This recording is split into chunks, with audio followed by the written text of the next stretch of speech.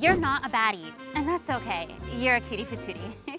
Or in the style and aesthetic world, it's called Ingenue Essence. Hello, darlings. Checking, 1, 2, 3. My name is Nexus, and today we're back with another episode in our Identity Lab. And if you're familiar with my channel, you know I do a heck of a deep dive on making sure one of my core priorities is showcasing people who've been overlooked, often leading to profound new discoveries in the typing world. And the numbers speak for themselves. Today, we're exploring all 3 attributes of Ingenue Essence through the lens of Black women, because a discourse has hit the timeline and we need to discuss it.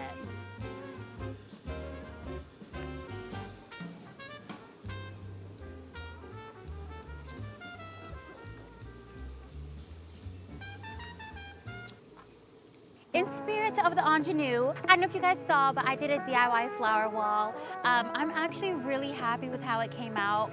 I can't say that like it could have been bigger, let's be, that's what she said. I'm just kidding. But honestly, with the plants and the setup, I think it looks beautiful. Let me know what you guys think. I did upload a DIY of this, so snaps, snaps, snaps, snaps, snaps. All right, today we are drinking what I like to call choco café. Yes, sí, señoras. So, choco café. You might be wondering, what is that? So it's just a coffee hot chocolate. It's so delicious. You have to try it. All right, back to what we're talking about. If you're familiar with the essence systems, you know the foundational work. And if not, let me catch you up to speed. McJimsy came up with 6 essences: dramatic, natural, classic, gamine, romantic, and ingenue, with Kitchener adding one more essence, the ethereal. These essences are aesthetic frameworks used to describe physical characteristics, style signatures, and personality archetypes.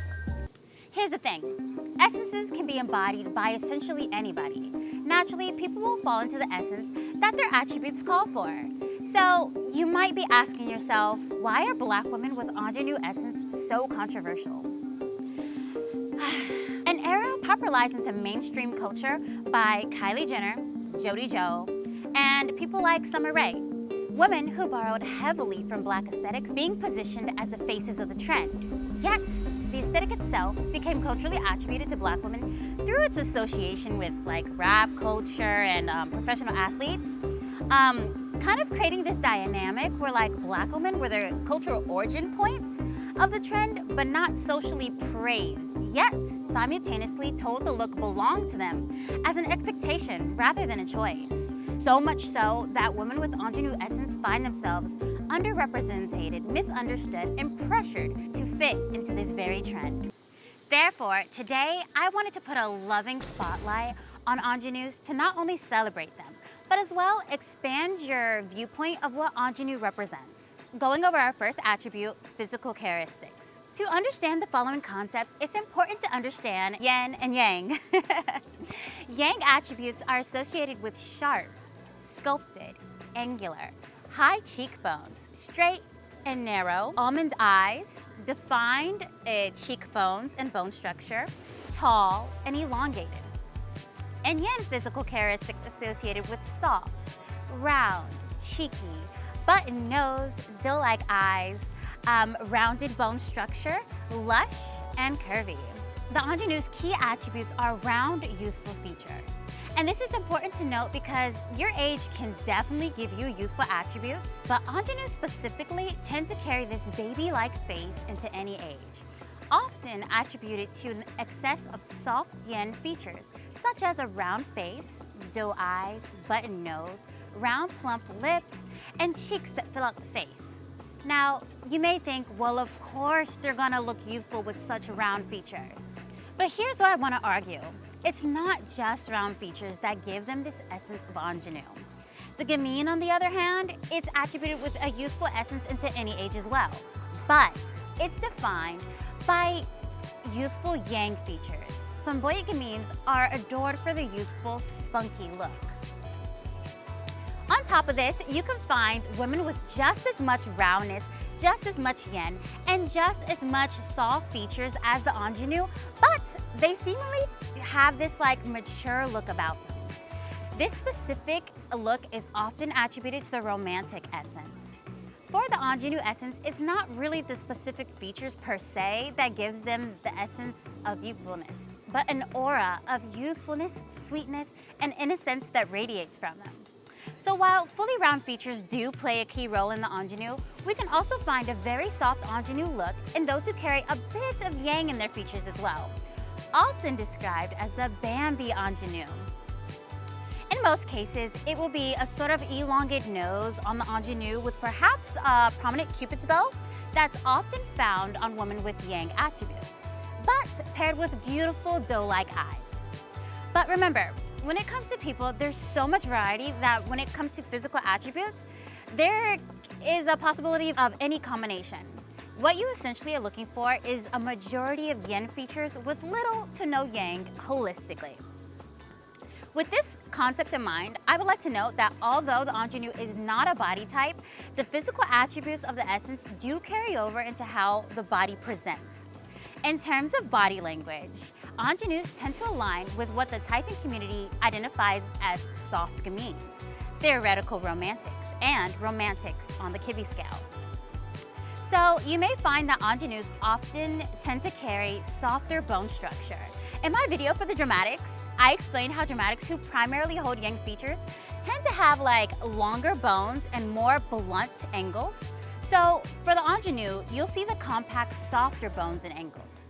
Often, the fastest way to detect bone structure balance is by looking at the shoulders. So when you look at someone with more yin, such as soft gamines, theoretical romantics, and romantics, you will often see their shoulders appear sloped or rounded compared to those with more yang in their bodies.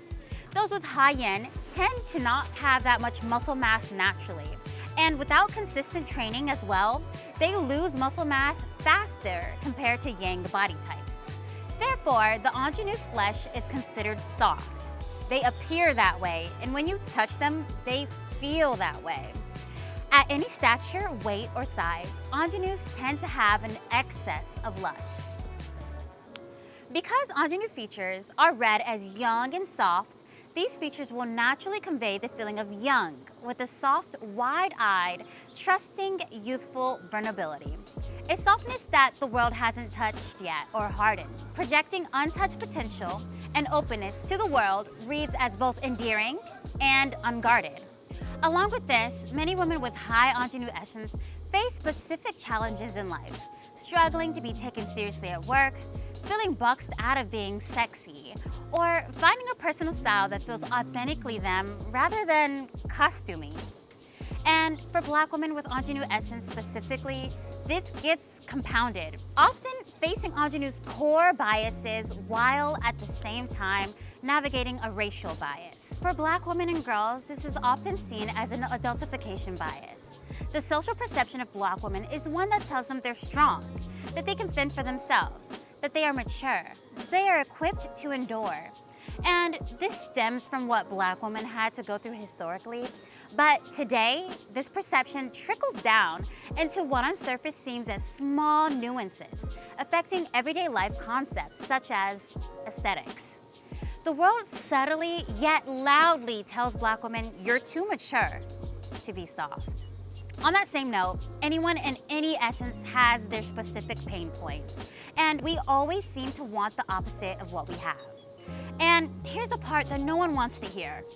Radical self-acceptance is non-negotiable. When you fight your natural essence trying to force an unfitting one, you end up looking like you're playing dress up in someone else's closet.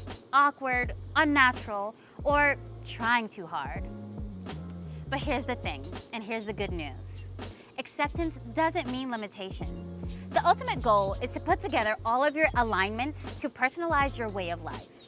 With the right knowledge, you can express any essence in your unique way that can feel both powerful, sophisticated, and yes, even sexy on your own terms. Let me know in the comments below if you think any of this resonated, because today I'm giving you a holistic view of the Ingenue. But if your feedback tells me that you're interested in a deep diving into certain topics, you know that's my specialty. On my channel, we are not only cultivating ourselves, but essentially the world around us. And my content reflects this philosophy. So all topics are on the table.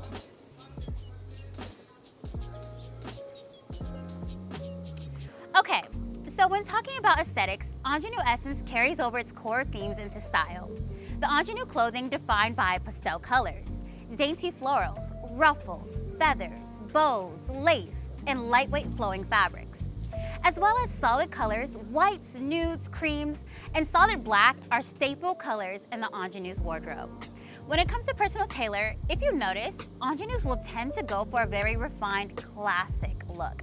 So you will notice that spills over into the way Ingenues accessorize and style. Classic nails tend to be nudes or the French tip, for example. The go-to shapes are often square, coffin, and almond shape. And for hair, in my opinion, anything goes. Your natural hair is your best hair.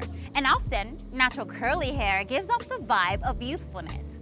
And on Ingenues, it truly looks not just fitting, but captivating. Now, those without Ingenue Essence or those who want to be read as more serious, I find that they kind of like lean away from big natural hairstyles due to big curly hair being associated with a soft, youthful essence. Ironically, at the same time, it's often associated with activism in America. Which, if you're just going about your life, the consistent reminder of this gets old real fast. And this just speaks to the fact that often for Black women, styling is more than just aesthetics. Often they're associated with political statements, whether we like it or not. And I say, do what makes you feel your best. As a flamboyant gamine, I naturally have that youthful attributes, and natural hair has always been my primary style. But in my early 20s, I leaned more into natural curly looks. But with me already being young and as well my personality essence being ingenue, I was like bombarded with all of the biases that came with it. Something that young Nia didn't have the capacity for when trying to cultivate myself in the adult world. It became glaringly noticeable that my newfound adult world was being affected by what my image symbolized. And at the same time, I wanted to feel, look, and be treated my age and be outside of controversy. I got tired of seeing this every time I walked in public. And I didn't want to be a political movement. I just wanted to be me. So I started to lean into like straight natural hair again, which was and still is my primary style. But as I matured a bit, I think it's funny because I started to like lean into like a more classic essence. I started to lean into that like, you know, classic romantic, taking inspo from old Hollywood. I love a good roller curl set or wild barrel curl. It's so fitting and it added that bit of yang that my essence essentially calls for. So on others as well, I think this style is so fitting for ingenues that want to lean into a more mature yet soft and romantic look. I just love the big, thick, fluffy hair. Mwah! Chef's kiss. And as for makeup looks consist of like both dewy and matte looks, often a natural beat with carefully chosen blush colors that not only match the undertones of the wearer, but an advanced makeup girly is gonna find complement blush tones for what she is wearing. I, for one, live for Juvia's Place liquid blushes. If you know this brand, you know it displays beautifully bold and pigmented, even on brown skin. Because not only is the brand Black owned, but made with Black women of color in mind. Okay, I for one live for Juvia's Place. I'm not just saying it, all of my palettes are Juvia's Place. Even my eyelashes. I do live for Juvia's Place. Like, all of these palettes are Juvia's Place. All of my expressive looks and colorful looks that I go for, all of it's Juvia's Place. All of it's Juvia's Place. And no, this is not like sponsored. I just love them. But real quick, shout out to the look. So as you guys know, I am flamboyant gamine, which means it's kind of harder for me to like lean into ingenue where it looks very fitting. If you notice, this is actually kind of like a theoretical romantic type of look, which balances ingenue for me. So this is like an example of the kind of way that you fit in essence to your body type to look natural on you. Because I find that when I lean into very ingenue looks, it just doesn't look good. It looks wrong. Honestly, what I find is when you lean into an essence that doesn't fit your like maybe physical attributes, or you don't style it the way that is recommended, it honestly looks contrasting. So while I was trying to look super cute in ingenue, I found that it made me look like less cute, less soft, less ingenue essentially. But when you are able to balance your body type and the essence you're trying to convey with the tailoring of clothes, you can get that specific look. I think this is very fitting. What do you think? Tell me, what do you guys think in the comments below? But yeah. So if you love them too and post makeup looks, let me know down in the comments below. I would love to follow your account. So yeah. Pro tip, many pink looks that we try to go for is often purples for brown skin. And even certain nude looks can be various shades of burgundy and plum undertones. So don't be afraid to practice and play around with how color shows up on brown skin. All right, so for jewelry, you will notice it's refined and elegantly placed as well. Simple statement pieces are adored. A single diamond ring, Cartier bracelet, a pearl necklace. Subtle, delicate pieces are preferred. Often, the only loud accessory is a bold earring, but even then, you'll have a classic gleam to them. Which brings me to a sponsor for today's video, Kokehana Jewelry. I know these earrings caught your eye. These classic earrings I chose to wear today is just one of the beautiful pieces of Kokehana's handcrafted artisanal collection. Each creation is made by hand in Colombia. Cada pieza es elaborada cuidadosamente por artesanos colombianos. So that means every pair is one of one, lo que significa que cada creación es única.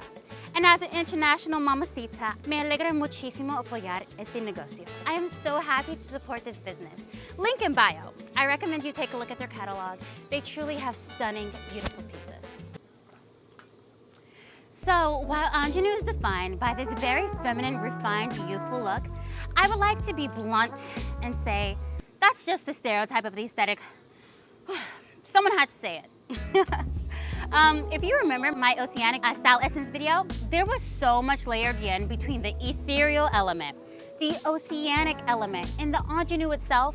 I found it hard to find the parameters of what exactly made ingenue, ingenue. Outside of such a yin cliche version of yin. And that led me down the rabbit hole. Like everything, there are certain parameters of an idea, but you will always see range and variety. And we don't always see that in the Ingenue Essence. In my next video of the Ingenue, I hope to redefine our concept of ingenue, because it's not just pink and bows and glitter. What if I told you there's a tomboy version of ingenue? What if I told you that men embody Ingenue Essence too? But it's not often perceived that way due to the narrow framework that we have of the ingenue. So let's reframe ingenue with vocabulary that's just as expansive as the essence truly is. The Ingenue Essence comes across as studious, inquisitive, adventurous, daring, imaginative, creative, curious, fun, quirky, energetic, spontaneous, whimsical, unself-conscious, and even impish. You see how just a shift in language changes the perspective of something? In every situation in life, language matters, so always be proactive in this aspect. These keywords truly redefined how we see ingenue to an extent. Therefore, not just opening up personality traits, but also style concepts.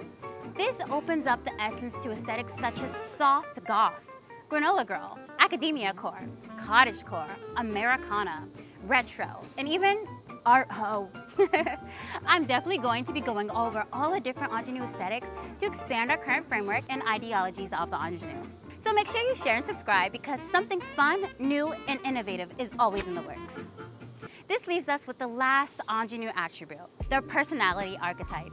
And I'm not here to sugarcoat anything, so I want to go over both the positive and the negative aspects.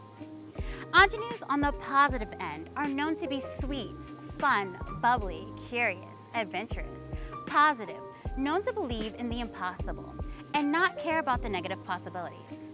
Carefree in a way.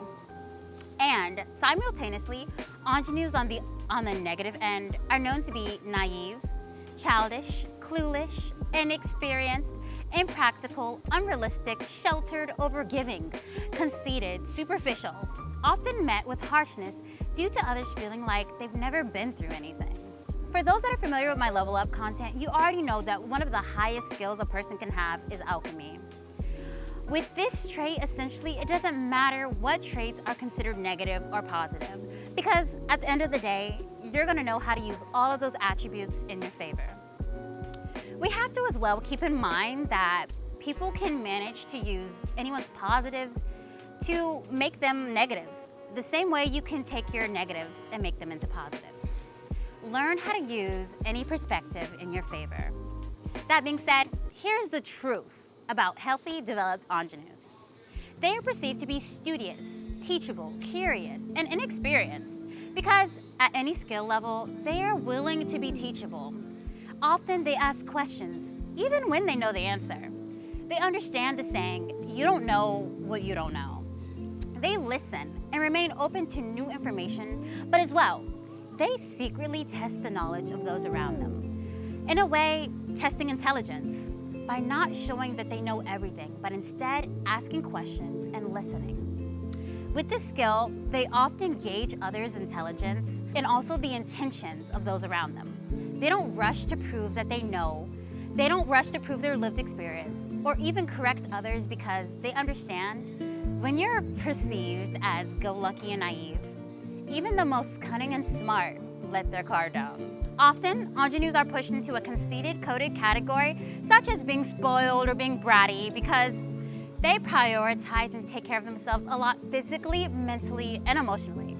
Taking time out for the frivolous activities, a bubble bath, the skincare routine, tea time, pouring funds into their interest in self-care, makeup, accessories, their collections, taking time and care for things that are not considered essential to those that mentally reside at the base of Maslow's hierarchy of needs.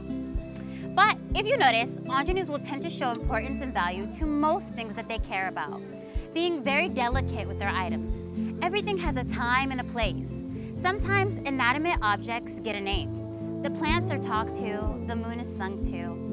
They understand the concept of taking the extra time out to pour love into things, whether that be themselves, others, or objects. An unhealthy ingenue could easily fall into the trap of overgiving, overextending, and a healthy ingenue understands the importance and value of these attributes. They start to see this energy as a currency, so they will treat this attribute like an investment. Developed ingenues learn to create healthy boundaries to preserve their time, effort, and love and care for those that hold space for them and truly understand and value them. Because they recognize these traits can be seen and painted as superficial or performative to those that simply don't hold as much depth. Often, ingenues have that sunshine-go-lucky, light-at-heart personality. Not because they haven't been through anything, but because they carry the perspective that feeding negative energy doesn't fix anything. Often they understand the darkness of the world, but they actively choose to see the light, the silver lining, looking past the negatives. They simply decide to reside in the little joys of reality because they know a Debbie Downer doesn't get anything done. This reminds me of one of the most famous ingenue character archetypes, Persephone. Even after being dragged to the depths of hell, experiencing the horrors firsthand, she still comes back and shows and brings happiness, sunshine, and makes the flowers bloom. If you're familiar with the 7 feminine archetypes, you might be able to see that the Ingenue Essence highly aligns with the maiden, the mother, and some attributes of the queen archetype. Learning about these archetypes will help you assess these attributes in yourself and others. The YouTube girlies for sure love a good character breakdown. I mean, I'm one of them. Would you guys like me to do one? I think my cult film knowledge goes crazy. You might commonly recognize ingenues or the maidens portrayed in characters such as Elle Woods, Jenna Rink, Sharpay, Cher. That being said, it is hard to find pieces of work that portray Black women in this light. You think we would get progressive as time progresses, but actually, when it comes to Afro representation in media, a steady backpedal often takes place. So for current representation, there are no pure ingenue black characters. Even when portraying a stereotypical ingenue role, their actual character usually embodies another essence. But back in time, we were graced with 3 women who embodied this essence fully and unapologetically. And I want you to actually get to know them, not just hear their names. Dorothy Dandridge, a woman so luminous that Whitney Houston called her our Marilyn Monroe. She started performing as a child, toured the world, and became the first black woman on the cover of Life magazine. And here's what most people don't know. Dandridge's most iconic on-screen ingenue moment isn't Carmen Jones. It's actually Bright Road, 1953, where she played Jane Richards, a devoted, tender-hearted school teacher trying to teach troubled students, soft, nurturing, earnest, quietly determined. That is textbook ingenue energy on screen. And the director, Odo Preminger, saw her in it and told her that she was lovely, looked like a model, a beautiful butterfly, and offered her the supporting ingenue role of Cindy Lou and Carmen Jones. The good girl, the sweet girlfriend, but the left-hand character. Dandridge said no. She came back with a completely different look and took the lead. That moment tells you everything that you need to know about ingenue and black women in Hollywood. The essence was visible and the lead wasn't offered. Next, we have Lena Home, a woman who built a 70-year career on her own terms, became the highest paid black woman entertainer in the country, performed on the March of Washington, and in 2022, had a Broadway theater renamed in her honor. Her on-screen ingenue role is Selena Rogers in Stormy Weather. Selena is written as the classic ingenue love interest, beautiful, pure, devoted, patient, the woman a man builds his career to be worthy of. She waits, she believes, she nurtures. She is the aspirational feminine ideal of the center of the story. But Lena herself said that Stormy Weather and Cabin in the Sky were the only 2 films where she actually played a character involved in the plot. And every other film she appeared in for MGM, which was most of them, she was inserted to sing 1 or 2 songs and scenes that could and would be physically cut out when the film screened in the South, without disrupting the storyline at all. She existed in the film, but not in the story. And last but not least, Freddie Washington. Perhaps the one you're least likely to know, which is exactly why I need you to. She toured Europe as a dancer, performed opposite Paul Robeson, co-founded the Negro Actors Guild of America alongside Duke Ellington, Louis Armstrong, and Paul Robeson, and wrote a weekly column calling out Hollywood's racism by name. Her role as Paola in Imitation of Life is on the surface the opposite of ingenue. Paola is a girl in conflict, angry, desperate to pass off as white, rejecting her mother. That's not ingenue. That's the tragedy character. But if you look deeper, Paola's entire wound is that she has ingenue qualities. She's soft, she yearns to be loved. She wants abundance, safety, beauty, belonging, the right to be seen as innocent and cared for, and the world won't grant them to her because of her racial identity. The character's core wound is being denied the leisure to rest in ingenue's full embodiment. She's trying to access the softness, the protection, the privilege of innocence that the ingenue represents, and she can only get it by erasing herself. Freddie Washington herself understood this more deeply than anyone. She said she was showing how a girl might feel under the circumstances, but subsequently, this reflected exactly what she experienced in real life. She played a character whose entire tragedy was the impossibility of embodying ingenue essence as a black woman in that world. And she played it with such devastating emotional truth that she became the most talked about performance in the film, despite being 6'-billed. Studio executives offered to make her bigger than Garbo, bigger than Crawford, if she would pass off as white off screen. She refused. In real life, Freddie Washington made the opposite choice Paola made. She refused to trade her identity for access to the soft life. The painful irony is that classic Hollywood did allow black women ingenue moments, but usually only when they were kept separate from the main narrative, decorative, non-threatening. So the ingenue was permitted, but only in a contained, controlled way, which is as well true in today's media. Often the Black character is the side character, the supportive bestie to the main character, or the left-hand character, if you will, to a leading ingenue. And notably, if the production is majority Black, often this is placed with the darker-skinned Black woman. But considering the question why, it becomes obvious why. The ingenue between physical attributes, cosmetic and personal characteristics are perceived to be innocent, taken care of, protected, living in abundance, an abundance of love, of resources, a life of leisure and learning. This comes against the very concepts that are pushed onto Black women and girls. What many ingenue women have felt was limiting, for Black women, even while dealing with the same challenges, in a different perspective, it's almost freeing. Often Black girls as young as the age of 8 are told to be more mature, held at harsher standards behavior-wise, sexualized at younger ages, and pushed into a strong, self-sufficient stereotype.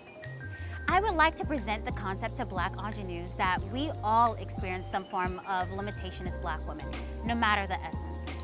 So we all, whether we choose to or not, just by showing up our true selves, unapologetically, contribute to the defiance of stereotypes placed onto us. So you showing up and embodying your natural essence, even when it looks like softness and sweetness, is a defiance on its own. When a Black woman radiates ingenue at any level and aspect, it represents so much more than an aesthetic. It shows up as being perceived as educated, cared for, provided for, nurturing, whimsical, classy, innocent, creative, abundant, allowed to leisure. The main character, not the sidekick. Those who tell us this essence is unfitting or whitewashed essentially don't want us to see us embodying all of these ideas and concepts. So if you're tired of being pushed into a box, if you're ready to show up in a way that's more authentically you, if you're ready to shift your mindset when it comes to ingenue attributes and use them to your favor, not only subscribe, but I want to introduce you to today's second sponsor, Shattered Reflections. She is an integrative transformation life coach whose latest work centers on what I like to call aesthetic sovereignty. She just dropped a free e-guide called The Sovereign Shift, which is an introduction to her upcoming book, Think Like a Queen, Look Like a Princess. The alignment between her work and what I'm doing here is not coincidental. This is actually the mindset architecture that makes the essence work actually land in your real life. The link is in bio. I encourage you to not only discover, but create yourself, because that reflects the world that you choose to experience. You may get pushback, you may get those nasty comments, and if you're a cutie patootie, you've already heard them before. But remember, people only try to put you in a box because your freedom threatens their categories. They want to keep you in a frame because you refusing the frame breaks their whole system. And if you're part of my Level Up content watchers, you know your aesthetics determine what kind of people and opportunities you attract. So ask yourself, who benefits from Black women having fewer aesthetic options? Not us, never us. Dress for the life you want, not the stereotype they need. Like, because that helps this video reach others just like you. Subscribe, because my channel is a tool to use to level up your mindset, image, and worldview. And share, because together we're cultivating a community of like-minded women. And with that, I sign off, guys. Ciao, au revoir, arrivederci, besos. Till next time.